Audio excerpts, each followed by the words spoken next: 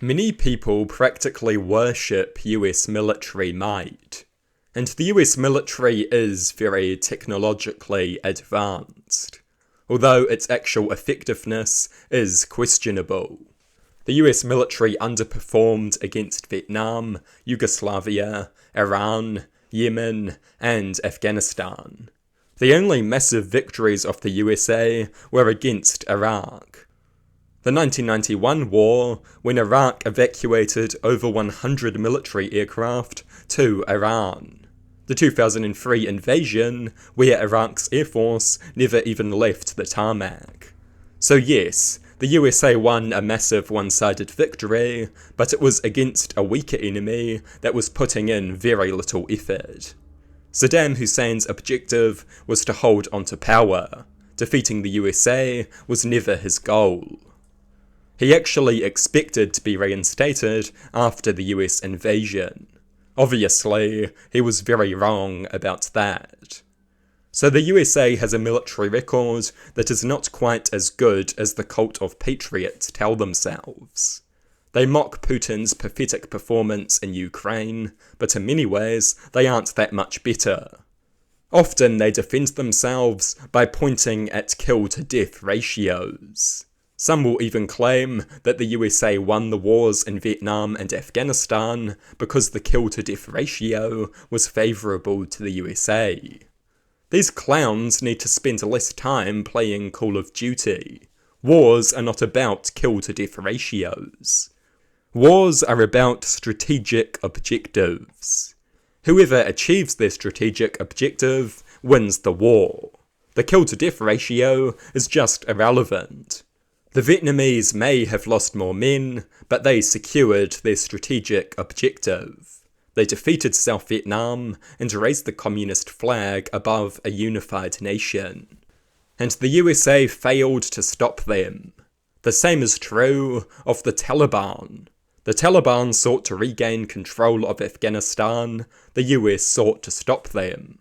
And who rules Afghanistan now? The kill-to-death ratio is irrelevant. It may matter when you play Call of Duty, but real wars are about strategic objectives. Would you argue that the Axis won World War II because they had a far better kill-to-death ratio than the Allies? Of course not. That argument would be nonsensical.